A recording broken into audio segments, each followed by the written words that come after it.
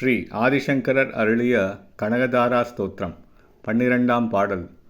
நமோஸ்து நாளீக நிவானநாயை நமோஸ்து துக்தோததிஜன்ம பூம்யை நமோஸ்து சோமாமிருத சோதராயை நமோஸ்து நாராயண வல்லபாயை.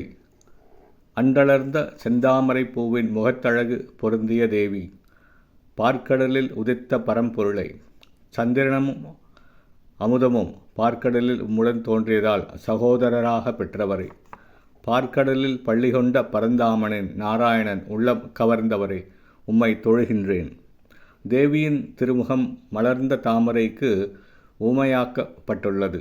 மலர்ந்த முகம் வாழ்வின் இன்பம். மலர்ந்த முகத்தோடு இருக்கும் மாதா அடியவரிடம் அன்பு பூண்டு அவர்களுடைய வாழ்க்கையிலும் மறுமலர்ச்சியை உண்டாக்குவார். திருமகள் பார்க்கடலில் பிறந்தவர். பார்க்கடலில் காமதேனு தோன்றியது. அப்சர மங்கையர் தோன்றினர். சந்திரன் பிறந்தான். அமுதம் பிறந்தது. நோய்வினை நீக்கும் மருத்துவர் தன்வந்திரி தோன்றினார். ஆகவே திருமகளை துதித்தால் அவருடன் பார்க்கடலில் பிறந்த சுகபோக செல்வங்கள் அனைத்தும் கிடைக்கும். தாயுடன் பிறந்த குளிர்மதி தாபத்தை தணிக்க வல்லது. அமுதம் மரணமில்லா பெருவாழ்வை அளிக்கக்கூடியது. ஆத்மதாபம், தெய்வதாபம், பூததாபம் என்ற 3 தாபங்களும் விலகி ஆண்டவனின் மெய்ப்பொருள் வடிவத்தை அடைய முடியும். மற்றும் தேவியின் தனிச்சிறப்பு நாராயணனிடம் அவர் பெற்றிருக்கும் செல்வாக்கான இடம் ஆகும். பெரிய இடங்களில் இருக்கும் ஆண்களைக் காட்டிலும் அவருடைய துணைவியாரை போற்றும்போது அன்பு கணவருடைய ஆதரவு எளிதில் கிட்டுகிறது. இங்கே அது மிகவும் பொருத்தமாக உள்ளது.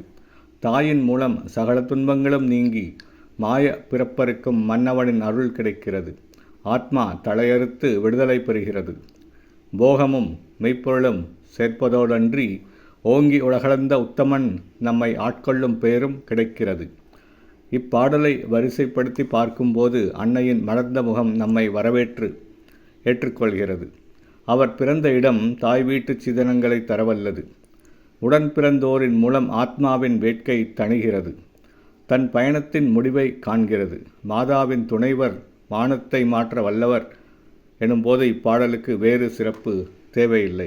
ஸ்ரீ மகாலட்சுமி